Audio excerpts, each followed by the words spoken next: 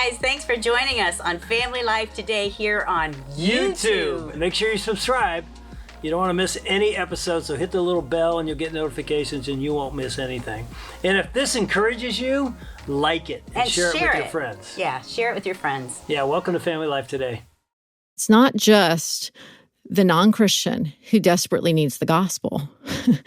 I need it. I need reminders. We just desperately need it, life-on-life discipleship, more than sometimes I need a far-off internet person to tell me that. I need the person sitting down at the table with me to say, keep running, it's worth it.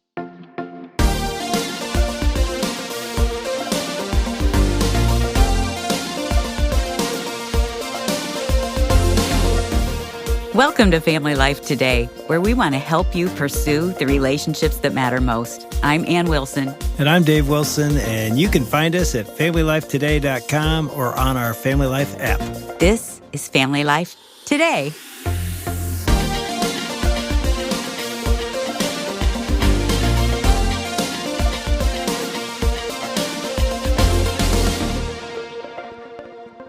Okay, I want you to recall something for me and go back to... Wait. First of all, you know how bad I am. I know. I don't remember anything but football plays. That's all I can remember from college. No, you're going to remember this. Okay. I want you to recall and think back to when you first started sharing your faith.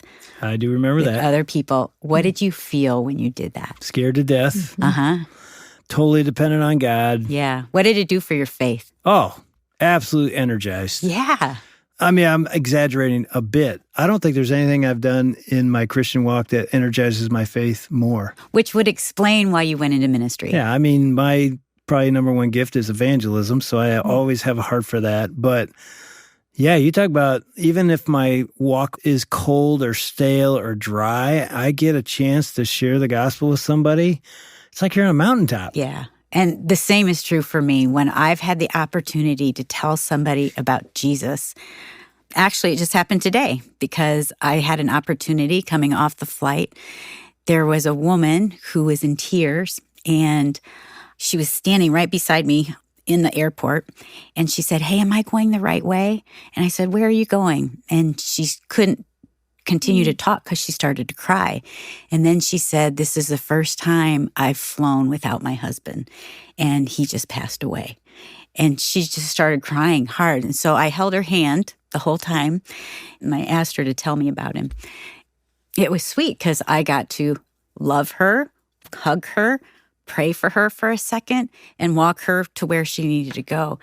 But there's something when we do that, it feels so right, you know? Right. And I like where we're going today because we're going to talk about discipleship. And what we both just did was discipleship. It's the Great Commission. Yeah, so what are we talking about today? We've got a guest sitting over there. Melissa Kruger is in the studio. Melissa, welcome to Family Life Today. Thanks for having me. I'm excited because your book is called Growing Together, Taking Mentoring Beyond Small Talk and Prayer Requests.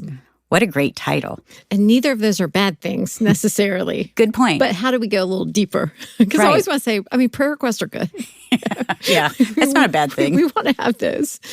But you have 3 kids. You're married. You've written several books. Directed women's ministries over the years. For 10 years. Yes. Yeah. So why is this a passion for you? Yes. This book, actually, the outline of this book was on my computer for probably 10 of those years because I watched women in the church desperately wanting to have deep community with one another and not knowing how to get there. So older women in the church wanted to invest in younger women. Younger women wanted the investment of older women, but they would kind of get together for coffee and they would talk about, "Oh, it's been such a busy day. Did you see the traffic? Oh, this weather." They'd be surfacey stuck things in the small talk. And small talk can be a great way to connect, but it's not a great way to go deep. And so I wrote this book actually to be a springboard for deeper conversations. So it's not actually a book that's about discipleship. The first 2 chapters cover that a little bit, but it's really a book that I hope women will take, read together the content about being a woman who prays, and then have conversations about how's your prayer life? How have you learned to pray better as you've aged? Evangelism.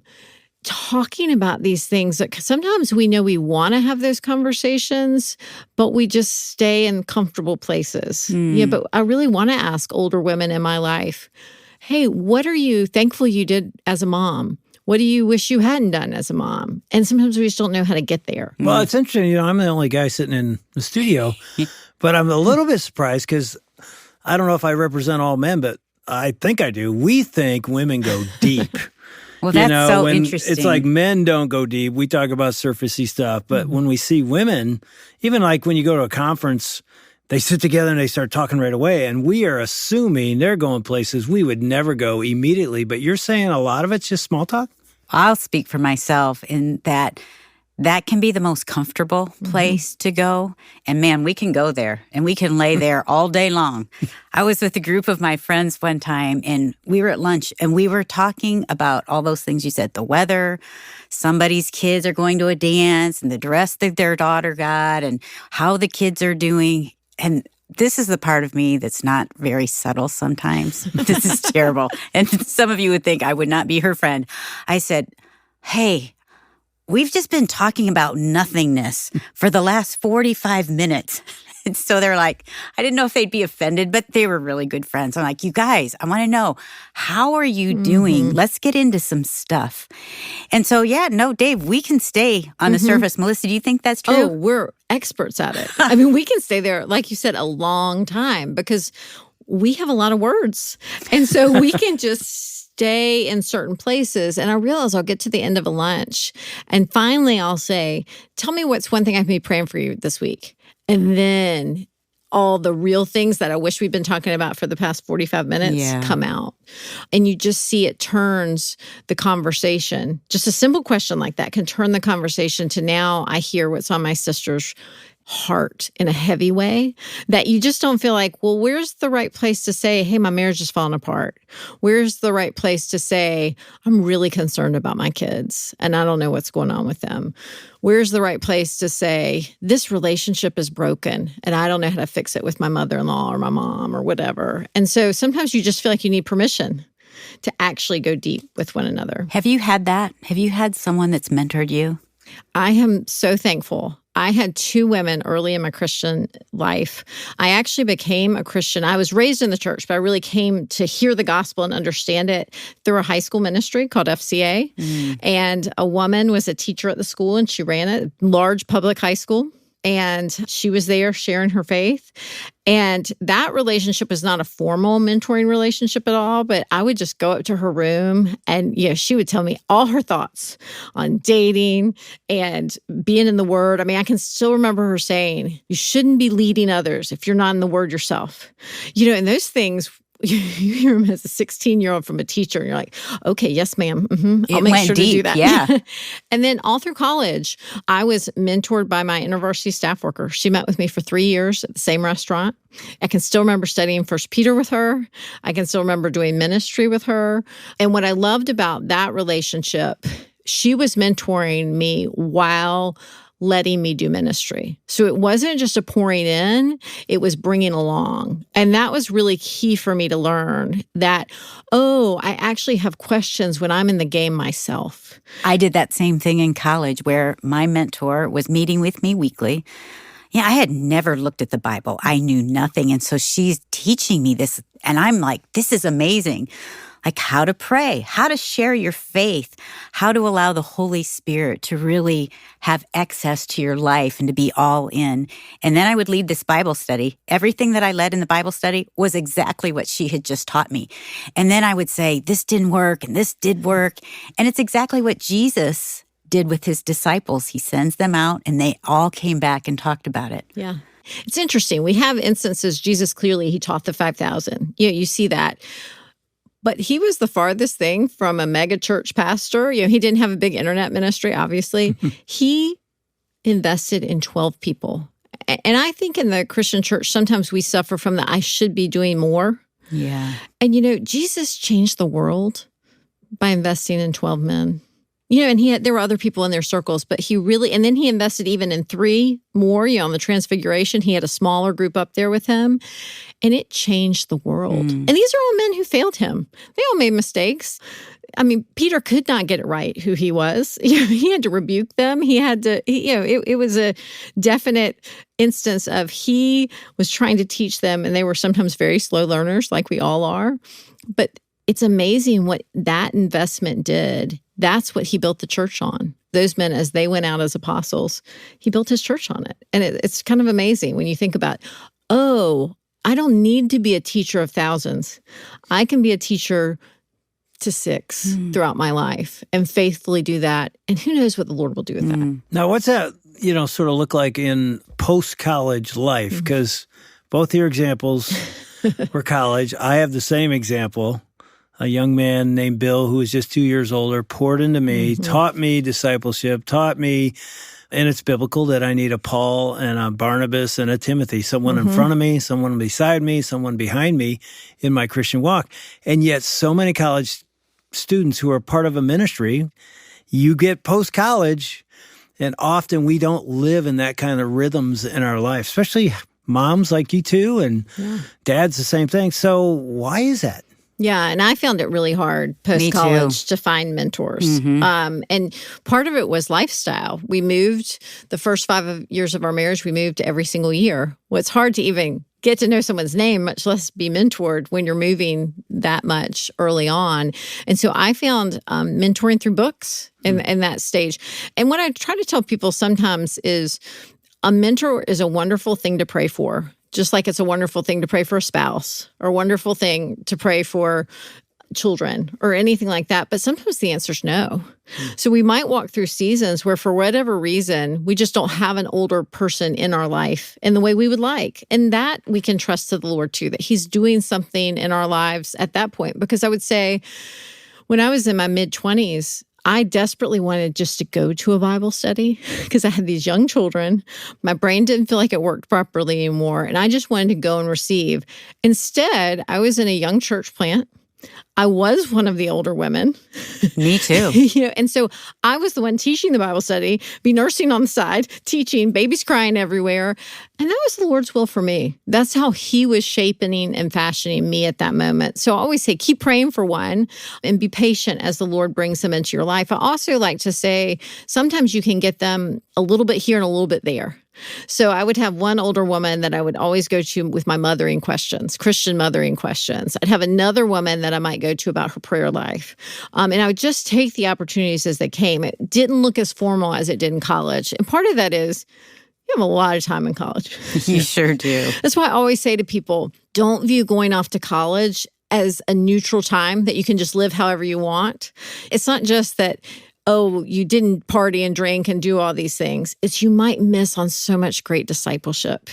You think it was just, it didn't really matter. I'll do the Christian thing when I get out and have kids or something. But all those years of investment, I'm so thankful I had from college. Me too. They shaped me. Yes. And I think they can shape our kids, and to even pray that our kids will experience that for sure.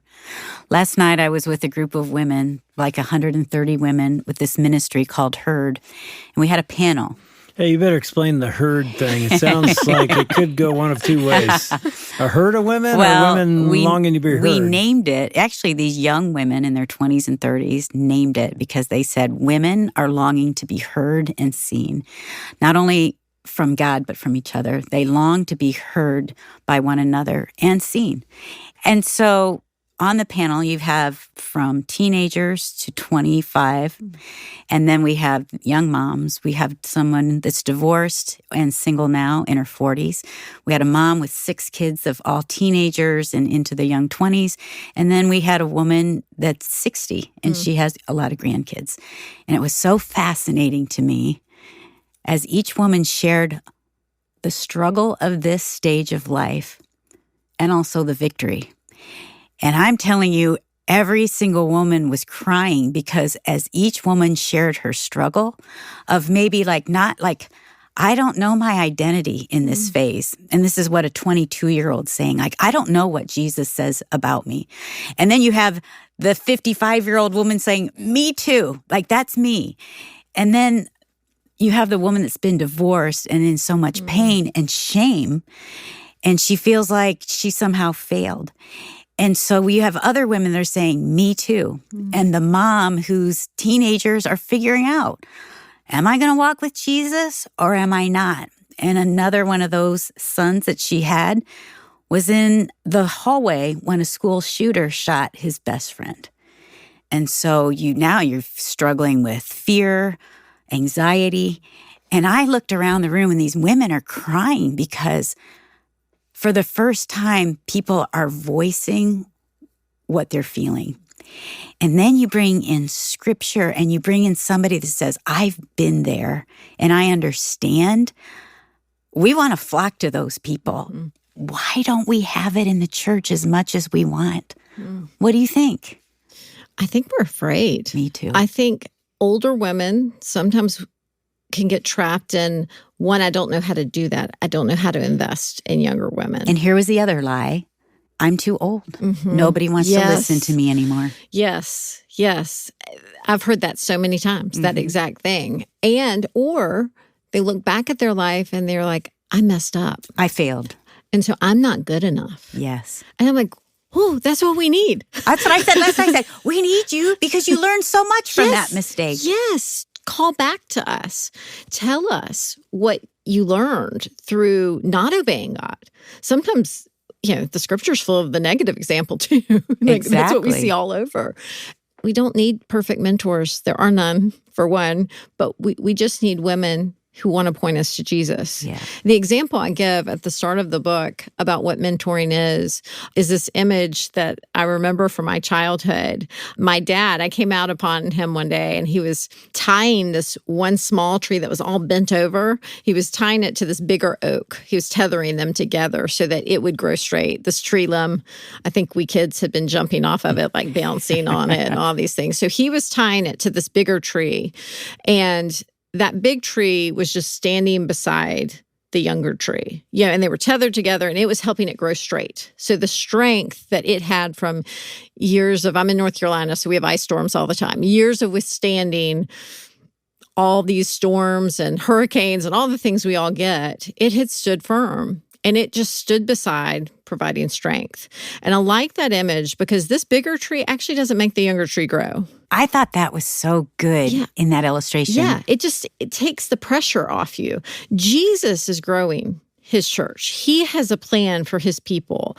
God is working to conform that person into the image of a son. I'm just standing beside. I'm just offering the strength the Lord has given me to someone else. And when I can bring it down to that, I'm much less intimidated. Because it's scary to me when someone asks, will you mentor me? In fact, when this book came out, a friend walked up to me and she said, would you mentor me? And I was like, you don't need me. You're fine. And we think that. I think everyone's fine. Here's what I can think. I got nothing. Yes. I got nothing, girl. Yes. But they must see something in you, Melissa, for that girl to come up and say it. Yeah. And it doesn't have to be perfect. I think we have to have all the answers. Sometimes it's saying, I don't know what to do, but I'm going to pray with you. And I'm going to sit here beside you, and I'll be here when all the questions come. And I'm going to be that listening ear when you need it. And hopefully somewhere along the way, I'll have a verse that I can remember that might help or something. But a lot of it is just walking side by side. I've been the chaplain of the Lions since I was 28. In fact, now that I say it, I remember at the time somebody said, you're the youngest chaplain in the NFL. And I had no idea. Of course, that was a long time ago. But here's what happened. When I was about 40, 42, 43, I thought I'm too old. And I went to one of our players who was part of my ministry. He's a number 1 draft pick of our team, and his name was Luther Ellis, and I'd led him to Christ, and I'm mentoring this guy. And I said to Luther, I'll never forget, I said, dude, be totally honest. I know you'll be truthful with me. Am I too old to relate to the guys and the players? And I'm good with that. If I am, we'll find another person and I'll move on. And I said, I think my days are done being a chaplain because, when I started, I was a peer. I actually played against some of these guys in college, and now I'm like their dad's age. And he looks at me, I'll never forget, and he goes, dude, these are your best years. I go, what do you mean? He goes, now we see you as a mentor. We don't want a peer. We want a mentor. We want somebody who's lived a little bit and is a dad and raising kids. We want somebody ahead of us that can pour into us. Please don't quit. I think your best years are ahead. And to me, that was a shock. I'm like, really? And of course, I did it for many more years, but that's what I hear you saying. Yeah. The next generation, our kids and our grandkids' ages, if there's anything I've seen is they are looking for mothers and fathers because they often haven't had them, especially in the spiritual world. So if there's an older woman listening right now, what would you say to her? She could be 40-something and she feels like her days are done. To remind her, no, your days are not done. Yeah. I would just say, if you know Jesus, you have the world to give someone. If you've known Jesus 5 more minutes than I have, then you have 5 more minutes to give me. And you're giving me the greatest gift. Because what do we hear? In his presence is fullness of joy. And so when I give what I know about Jesus to you, whatever I've learned and whatever has been revealed to me through his word and by his spirit, wow, I mean, that's treasure. I mean, what an inheritance. I mean, that's the inheritance I want to leave my kids, but that's the aroma I want to leave everywhere I go, is this aroma of Christ. And there's something, the world needs that. Yeah. I mean, the non-Christian needs it, but you know what? The Christian needs it too. Because I think we sometimes think we're just persuading the non-Christian. But yeah, the book of Hebrews is all about persuading the Christian. Jesus is better and don't give up. Don't give up. And so, you know, it's not just the non-Christian who desperately needs the gospel. I need it. I need reminders. Keep running the race. Keep after it. It's worth it. I'm a little bit farther and I'm looking at the view and I can tell you it's good. And I need someone to tell me that. And we just desperately need it. Life on life discipleship, more than sometimes I need a far off internet person to tell me that. I need the person sitting down at the table with me to say, keep running. It's worth it. I remember the first time I heard Bill Bright talk about the Great Commission in Matthew 28 and go and make disciples of all nations. And I'll never forget, because I was young. I was 19. I thought, me? And yet something arose in me that thought, God could use me with my messed up past and all the wrong that I've done, and it was not pretty, and the abuse that I've gone through. God could use me. And the amazing thing is he changed me.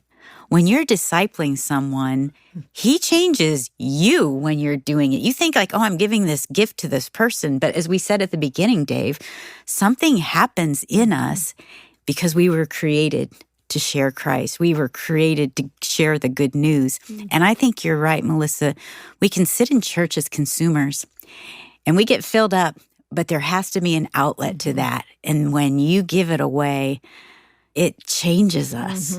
I just add, I think one of the first places to give it away is your own kids. Yes. And those are your number one disciples. So Yeah. Mom, whatever you're getting, give. Dad, whatever you're learning, pass it on. And I'm telling you, you will be energized as you watch your legacy become godly. Yeah. I used to teach high school. I taught high school math. And actually, I would put kids in different groups of some kids who knew it really well would be in a group with maybe a kid who didn't know it as well. Because I knew when the kid who knew it well had to teach someone else, he learned it better. Of course. And so the reality is, you know, we often think the lessons we're teaching our children are about our children learning it. Sometimes I was like, as a mom, I'd be like, oh, this is for me, isn't it? What I'm having to deal with my child is actually the Lord teaching me. And the same is true in spiritual mothering or mentoring or whatever we call it. We think it might be about helping the other person see when it's God wanting us to see a truth more clearly. And so it's a wonderful privilege to get to walk alongside people, because that's why it's called growing together. We're both growing as we're in this process of walking toward Jesus together.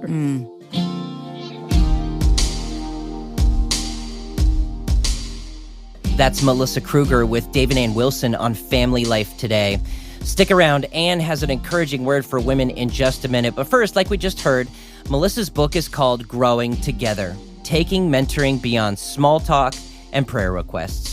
You can get a copy for yourself or for a friend at FamilyLifeToday.com or by calling 800-358-6329. That's 800, F as in family, L as in life, and then the word today. At Family Life, we believe one-on-one relationships like mentoring are so vital. I know in my life, some of the biggest change has happened because one person who's a little farther down the road than me, took the time to speak into my life. You can help equip men and women and teens to become mentors when you join us by giving financially at FamilyLife.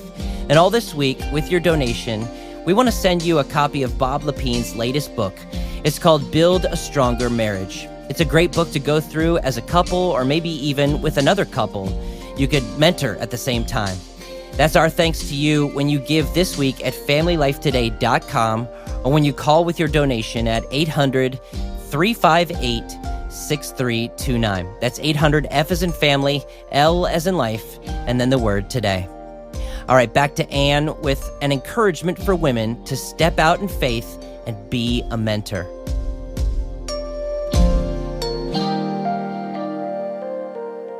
And I think as women, think about this, like, why does this matter?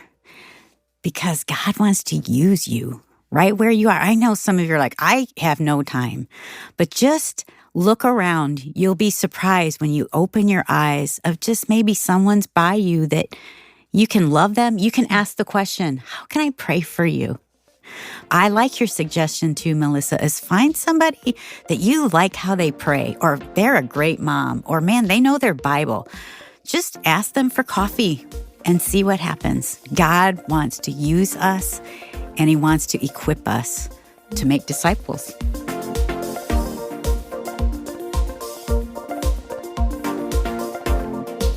Tomorrow, Dave and Ann will be joined by Jordan Rayner to talk about how to get back our time with all the distractions that come.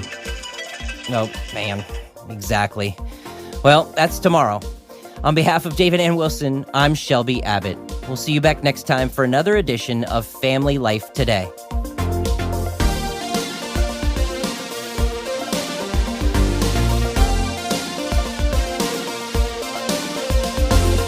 Family Life Today is a production of Family Life, a crew ministry, helping you pursue the relationships that matter most.